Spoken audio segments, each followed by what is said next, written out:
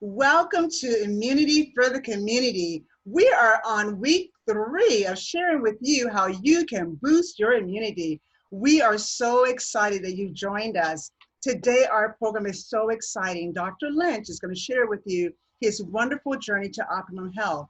Remember, this program is actually offered by Health by Design.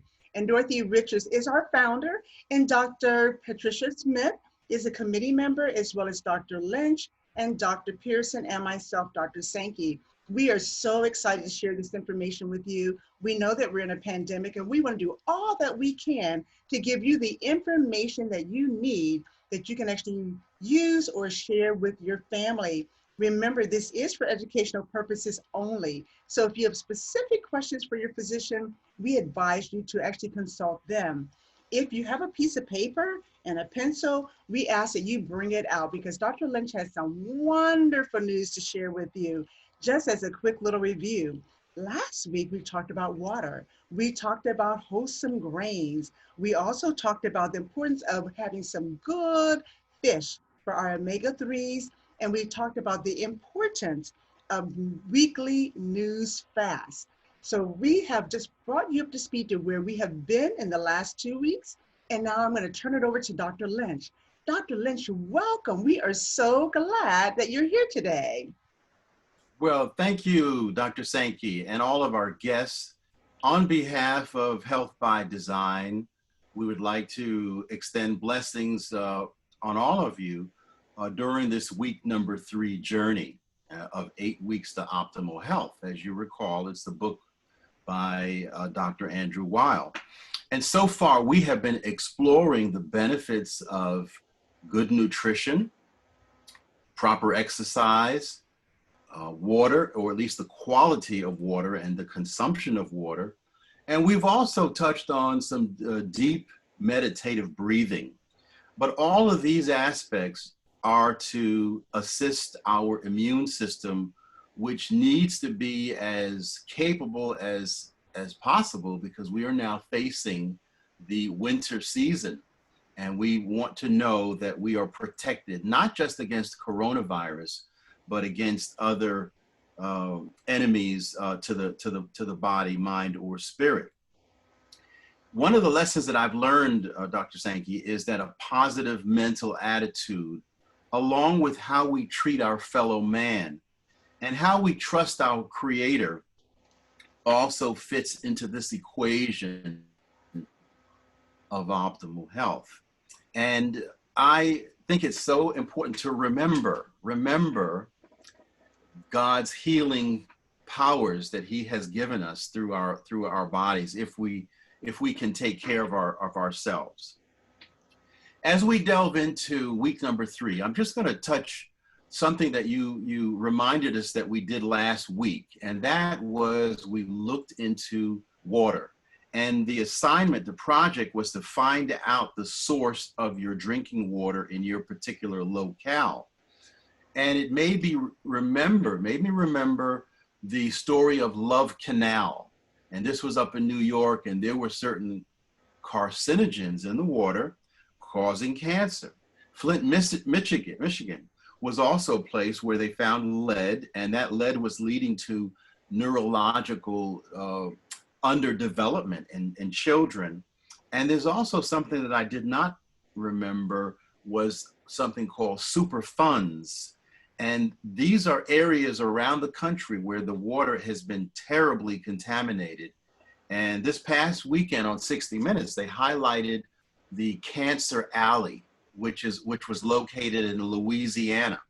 And it prompted me to remember that certain states and certain places are so poisoned by how industry can add things to the water that it was to the point, Dr. Sankey, where if you wanted to have prostate cancer, you should live in that zip code. If you want breast cancer, well, then you need to live over there. And so this is actually a geographic, a national problem. And so don't assume that your water is safe. And to put a conclusion on this, we're recommending that you look into reverse osmosis or maybe some sort of a charcoal filtration system. And unfortunately, when the EPA does not regulate water safely, it also affects bottled water. So don't even assume that your bottled water is completely safe. And so this is going to require ongoing study for all of us. Having said that, we're going to jump into our program for this week. Is that okay?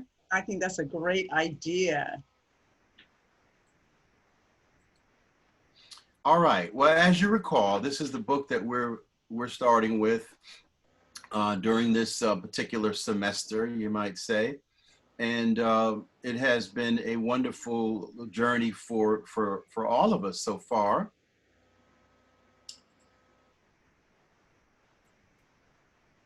The week number 3, we are going to look into why we should buy organic fruits and vegetables. We're also going to look at what are some of the hazards and dangers of some of the electronic devices that are surrounding us. And we're going to learn quite a bit of inconvenient truth where that is concerned. We're going to go further into the area of nutrition, and we're still recommending that we all increase our servings of fruits and vegetables as much as possible. We may touch on to some aspects once again on omega-3. We're going to look at what are the substitutes or alternatives to animal products as a source of protein, and look rather into soy protein. Vitamin E, selenium are the supplements that we're going to highlight this week. We're going to remind you of daily walking or some form of stretching to improve your flexibility. And we're also going to talk about the wonderful gift of reading and reading as a family, and some of the benefits of sitting together as a family, if not at the dinner table, certainly during a moment of devotion to be with our families, and the precious gem that we have in having good friendships and how that can improve our well-being. And if you want to really stretch out this week, you'll also think about what you could grow in your own backyard, in your own garden, or what you can grow right in your own home. So with that said, we're going to go into this week number 3 and look into organic produce.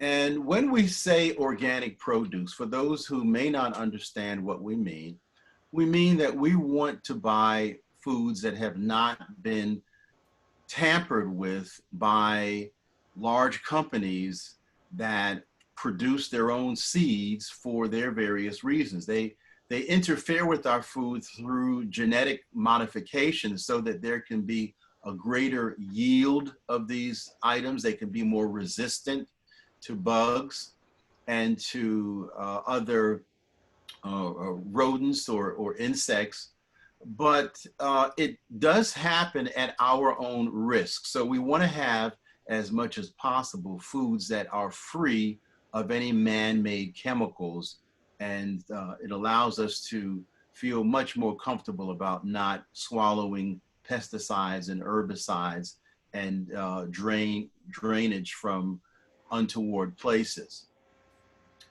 And we believe that organic farming is the natural way. Any other way is problematic, and we all should be using the term farming to represent natural farming. Be that as it may, let us look at what some of the benefits of organic food are. Well, many believe that if you are eating fruits and vegetables that don't have any contaminants and chemicals in them, you're going to prevent premature aging. You're going to reduce risk of heart disease. Boosting the immune system is certainly an advantage. Promoting the welfare of animals, because these animals also, we want to know that they are being fed what they're supposed to be fed. And in the case of cows, for example, I always understood that cows should eat grass. And in certain cases, they're not. And so you'll see signs suggesting that we have grass-fed meat. Well, that should be a standard because that's what nature demands.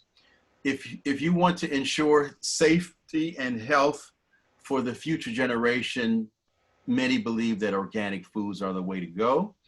Organic can also taste better. More importantly, it is free of the pesticides and the herbicides, and the benefits may also extend to preventing cancer. Now, what are the reasons why people will choose organic? Some will choose it because they know that it's healthier eating. They will choose it because of taste. They will also be thinking about the advantages to our animal population. And by the way, the more that we consume animal products, the unhealthier the environment becomes for a host of reasons. We do not need the chemical residue that comes with chemicalized foods because they have had a direct link to many of the causes of our death. And there's a certain percentage of people who do this because of the care for the environment and nature.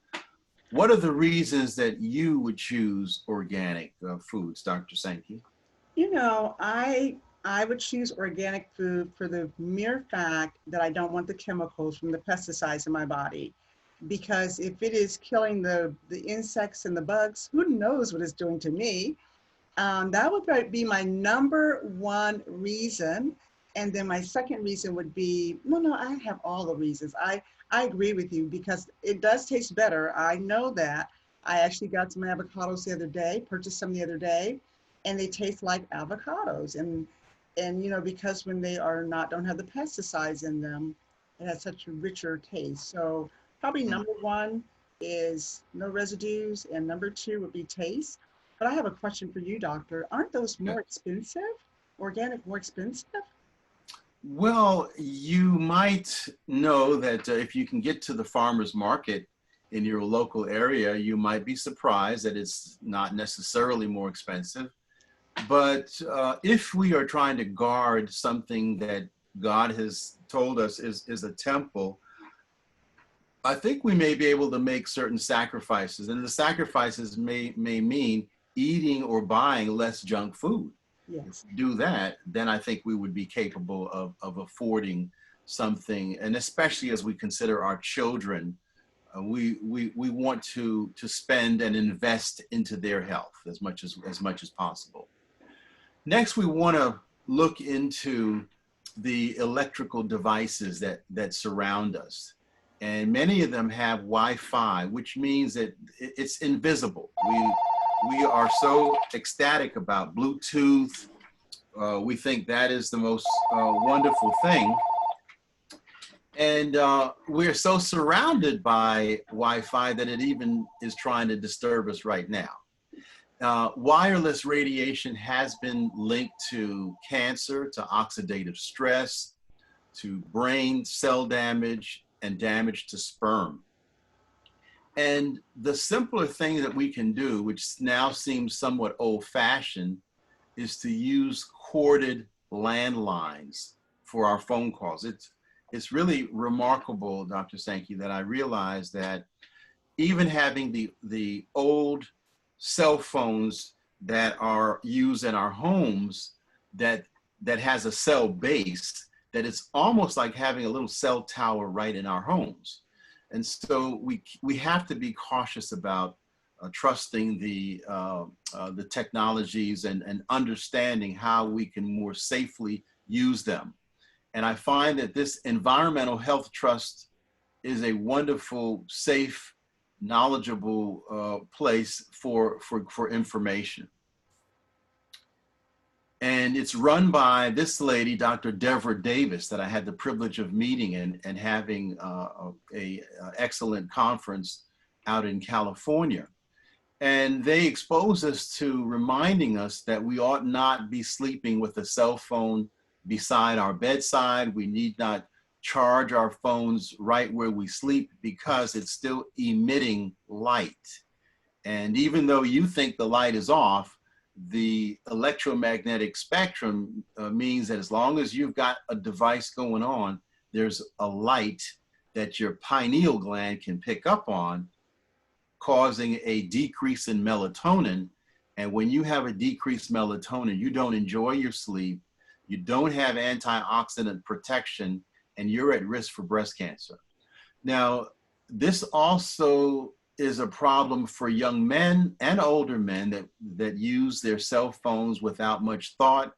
Damaged sperm, reduced sperm count, erectile dysfunction, memory problems, and cancer have all been associated with wireless devices.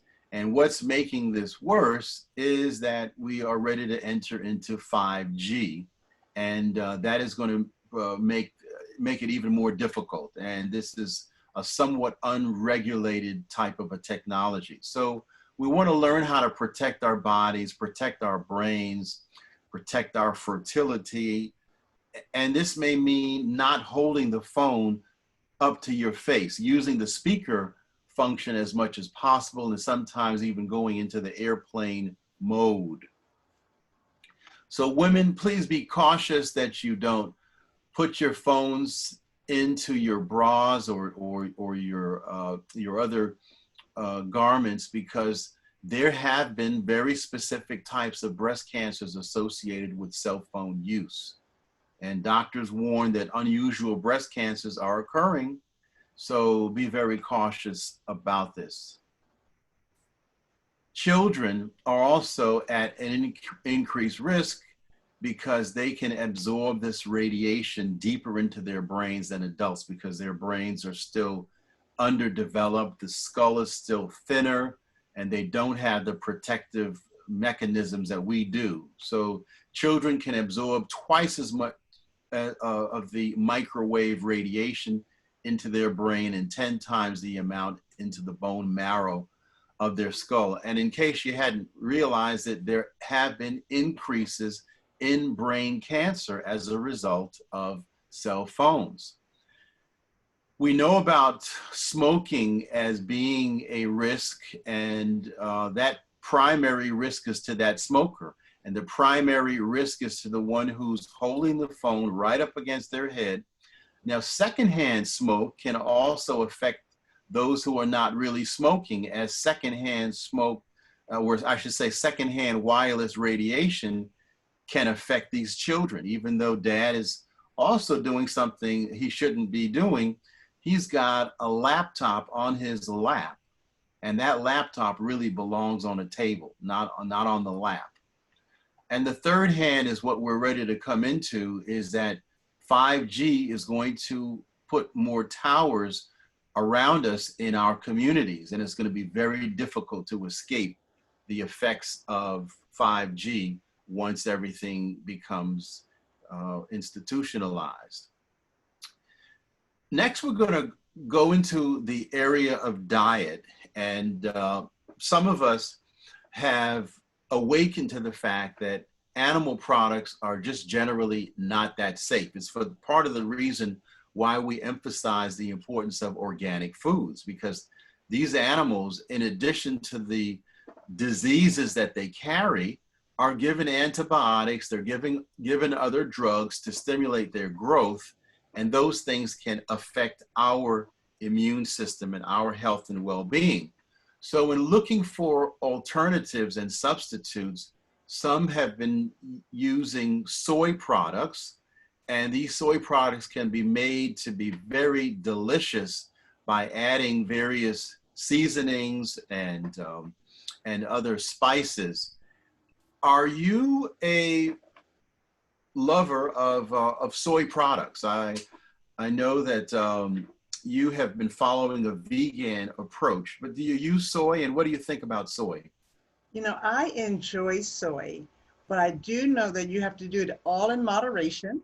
And so I probably have used less soy recently and just more fruits and vegetables, but I do enjoy cooking soy and seasoning it, especially if I'm having company. But I do enjoy it, but I have used it less in recent months.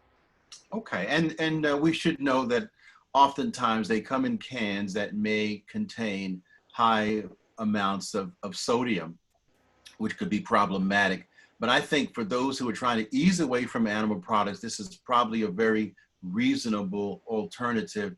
And each of these types of products can be made to taste very similar to the types of taste that we enjoy. We're going to look at some of the benefits of vitamin E. And that's the supplement that we're going to focus on, as well as selenium. But you can see here that vitamin E is found in many different food items, from avocados to collard greens, papaya, green olives, bell peppers. Looks like some nuts over here, and sunflower seeds, certain oils, pine nuts. And what would be the advantage of having vitamin E in your system? Well, glad you asked, Mhm. because it's an immune booster, it's a powerful antioxidant, will help you reducing cholesterol, helps you with your skin, helps you as an anti-inflammatory agent, hormone regulator, and also it can prevent cancer, according to the studies that I have seen. So we would like to suggest that you look into having at least 400 to 800 international units of vitamin E if you are not faithful to getting them in these sorts of foods. And so as a nutritional insurance, it may make some sense to use a supplement of vitamin E in addition to consuming the food items that have been listed. Next, we want to talk about selenium. And selenium may be new for some, but it is a trace mineral that's been associated with the immune system. It can help to prevent cancer and heart disease. It can protect against certain microbes and fungus. It can assist the thyroid gland. And if you're having issues with hair loss or dandruff, it could be of some value as well. Will give some relief to those that are suffering with some sort of inflammatory pain condition, such as arthritis, gout, and the skin condition we know as eczema. And there are some limits on how much you should use. So we would like to suggest that 200 to 300 micrograms of selenium is an adequate amount to allow that nutritional insurance. We're moving rapidly because we know that you can't wait to get some selenium and vitamin E. And we're going to now talk about the benefits of reading. The benefits not just of reading by yourself, but the benefits of family reading. Have you had any experience with family reading, Dr. Sankey? Well, from a child, my parents, we had morning devotion where we did reading, evening devotion where we did reading, and I have learned to enjoy reading. And now I'm passing it on to the next generation in our family of spending time on Sabbath afternoon of reading. So yes, I think that reading together has value and benefit. It helps you just to kind of expand your mind. I absolutely enjoy family time and reading. Yeah, I have a memory of being 5 years old and having to read in front of the church. And I specifically remember being able to look at a word, a name, Nebuchadnezzar. And I would say that the family reading has expanded my education and my opportunities. And I think it's a wonderful tool, as you say, to expand not only the mind, but the vocabulary as well. And we can be together as one unit as a family. And so if you're not having family devotion, what a wonderful time to allow your children and yourself to slow down and to not be consumed with anything except sharing good information. Some of the benefits of reading are that they reduce our stress. And by reading, we can understand a lot of different issues, but particularly understanding emotions is a great thing. We gain knowledge, we boost our intelligence, we may become better writers, we learn about different cultures. It's a great stimulation, and it's just a gift to see a child prefer to pick up a book than to pick up a Game Boy, and which is a more mindless type of activity. I was able to share this book, Becoming, by Michelle Obama, with my daughter, and I still enjoy picking up a book to read that can inspire. We're going to next touch on to reminding you that we want you to be out there at least 20 minutes a day, maybe more. I'm so blessed that I'll get an hour a day of Tai Chi, Qigong, and Kung Fu, and then put in another 2 hours at least per week of walking. And I would recommend that you go as much as you can. If you've got to talk to your healthcare provider, please do so. But you can see here that whether it's weight loss, blood pressure, cholesterol, or triglycerides, you can improve your health. You can improve your insulin sensitivity, which basically means you reduce the risk of diabetes, heart attack, stroke, cancer.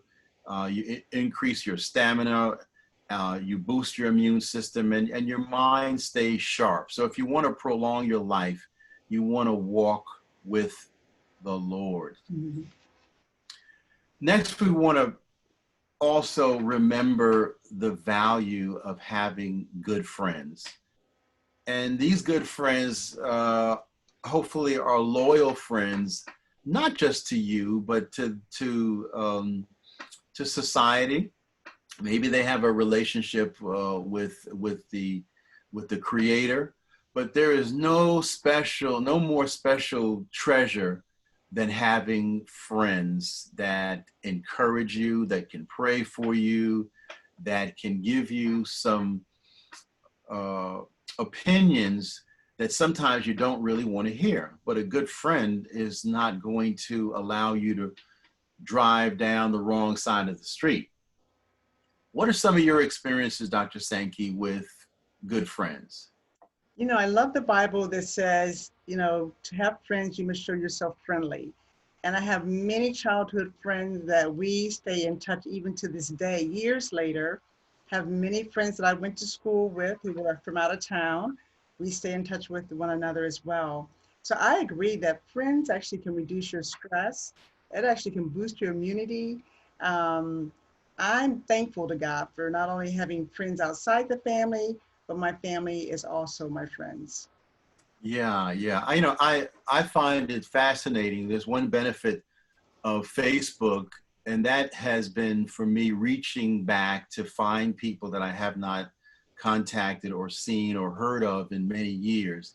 And it is just a heartwarming experience to know that they are well and that they wish you well, and that you can go back to those pleasant memories that were so precious. And so who would believe that having friends could actually boost your immune system?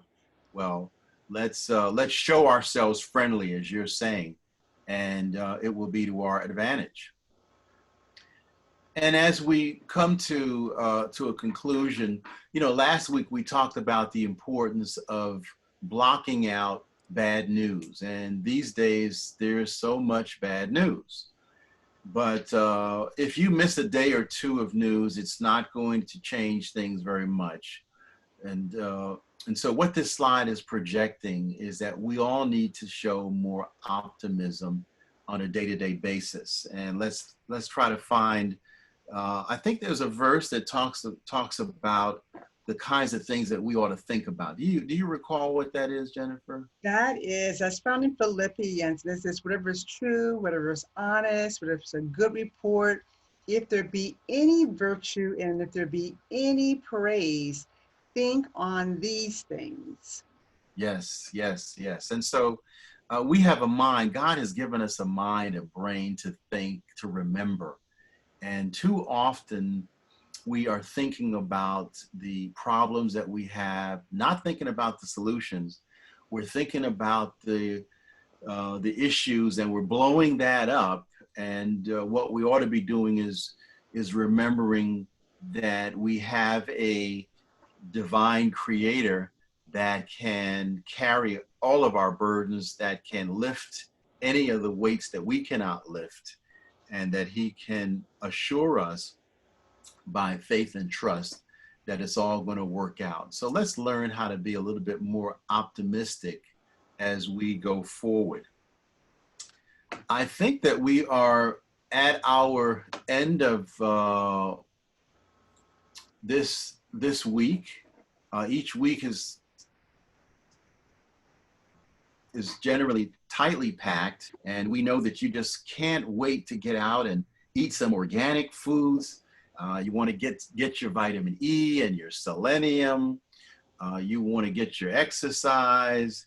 You just can't wait to do some family devotion, some reading with the children or the grandchildren. And hey, we have this wonderful week ahead of us to improve our well-being and to be thankful for God's blessings. Do you have any final remarks, Dr. Sankey? Thank you so much, Dr. Lynch, for sharing with us how to boost our immunity by eating organic foods, by choosing the best foods for our body. The Bible says, whatever you eat, drink, whatever you do, do all to the glory of God. Thank you for sharing with us how to boost our immunity as it relates to technology. That's going to be kind of hard, Dr. Lynch, to talk about how to detach from our technology, how to unplug those things are in our bedrooms that may be disturbing our sleep, how not to tuck those phones in places that may contribute to cancer. But thank you for sharing that. That has been very, very meaningful information that I will take forward for sure as I continue my journey to Optimum Health. We are super excited, Dr. Lynch, that you have chosen to get on this journey for Optimum Health. We know and we believe by continuing on for the next 5 weeks that we will continue to boost our immunity. We want you to come back next week. That will be week number 4. So that's our halfway point. We have some very exciting information for you on week number 4. I'm not going to even give you a sneak preview. I want you to tune in because Health by Design is really interested in you, your health, and the health of your family and our community. So thank you for joining us today. It is our hope, it is our prayer that you would take the information that you learned today and boost your immunity, mind, body, and spirit. Till next time, be blessed. Thank you. You're welcome.